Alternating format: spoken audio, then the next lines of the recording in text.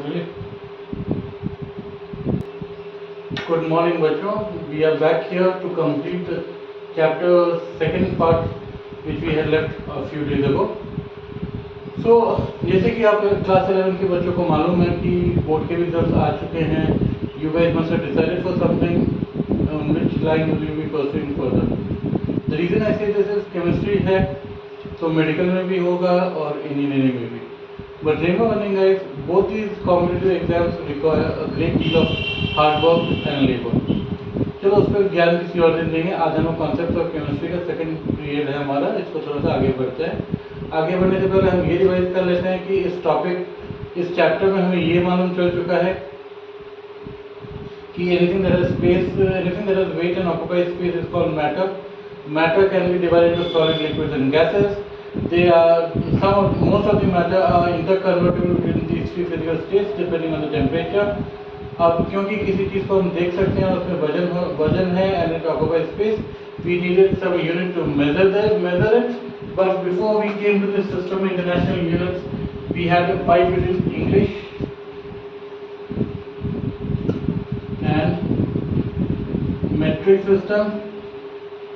But as it happened in chemistry later on for the nomenclature of compounds, this confusion was removed when a group of scientists from the developed countries in those days came up with the system international units.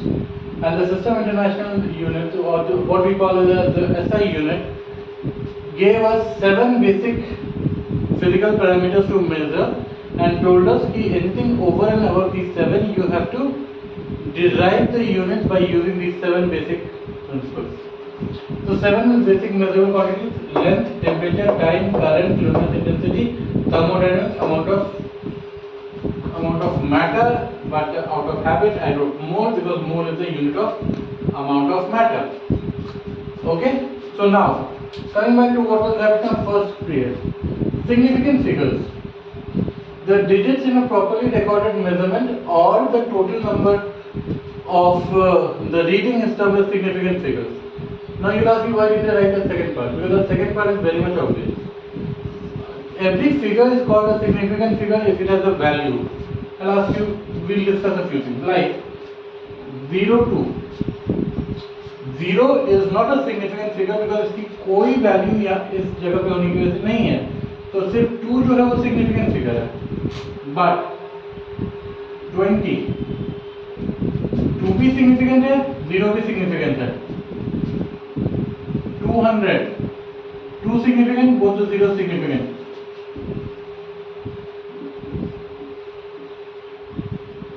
ये जो point की left hand side पे 0 है ये insignificant है. However, if we have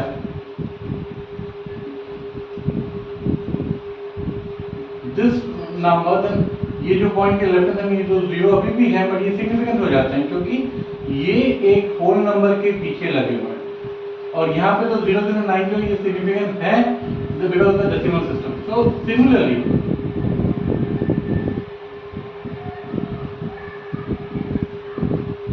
ये 4 insignificant है, इसका वैल्यू हो जाएगा 2.9.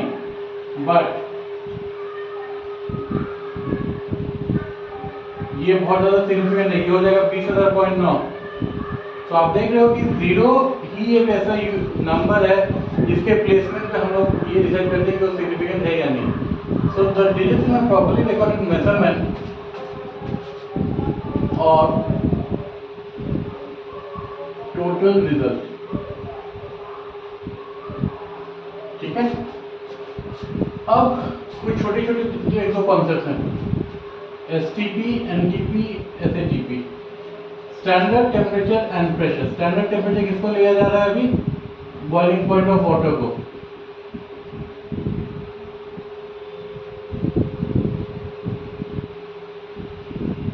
NTP normal temperature pressure, SATP standard atmospheric temperature and pressure. तो ये 3 टर्म्स ऐसे हैं जिसको कि आप फुल फॉर्म जान लें वही काफ़ी इस लेवल पे. आगे अगर जरूरत होगी तो will definitely touch these again. उसके बाद एटॉमिक मास. अब देखो बच्चों, किसी भी चीज़ में अगर स्पेस है, मैटर स्पेस है, वेट है, तो उसका कोई मास भी होगा.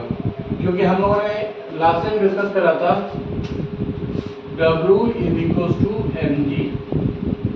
तो ये सेम जो m अंकल हैं, m अंकल यहाँ पे बन गए मेरे atomic mass. Mass equal to 1/12 the mass of 1 carbon 12 atom. अब आप लोगों को ये भी मालूम है कि कार्बन 12 जो है is the isotope. However, like all sciences and all groups of sciences, हम लोगों ने एक चीज को बेस माना या रेफरेंस माना,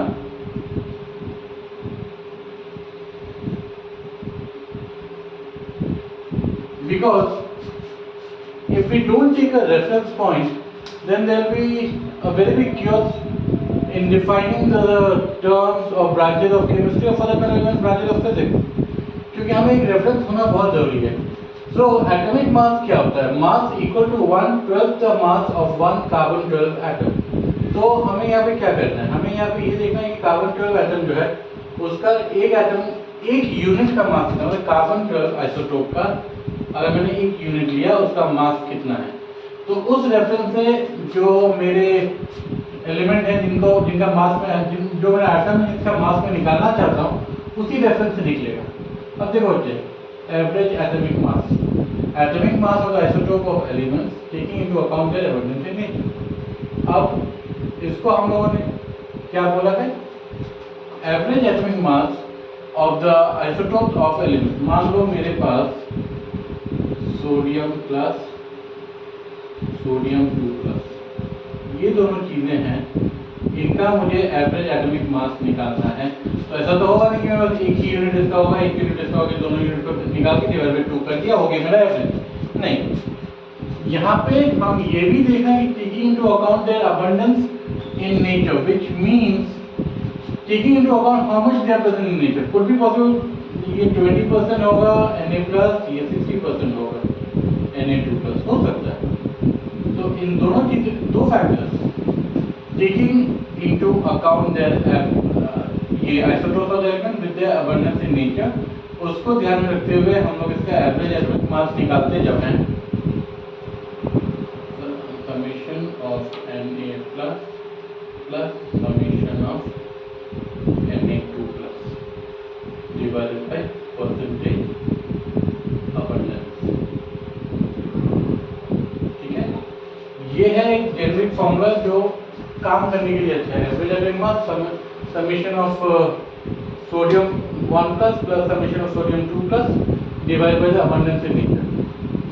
अब gram atomic mass, normal atomic mass को जो हम ग्राम में एक्सप्रेस करते हैं उसको कहते हैं ग्राम एटॉमिक मास। तो बच्चों ये जो मेजर मेरे टॉपिक्स थे, अब इसके बाद अगली क्लास में हम लोग ये भी देखेंगे molecular mass, then comes molecular formula and empirical formula, then we'll move on to stoichiometry and finish up this topic। तो बच्चों आज के लिए अभी हम इतना ही कवर करेंगे, उसके बाद नेक्स्ट क्लास में जब मिलेंगे तो रिमेनिंग पोर्शन उसका कवर होंगे। तब तक स्टे सेफ। केमिस्ट्री एक ऐसा सब्जेक्ट है जिसको आपको डेली रिवाइज करना ही पड़ेगा, तो एटलीस्ट हाफ एन आवर दिया करो बच्चों केमिस्ट्री को। Stay safe, stay happy. School सब स्टार्ट हो गई हैं तो स्कूल जाओ, enjoy your life. Thank you.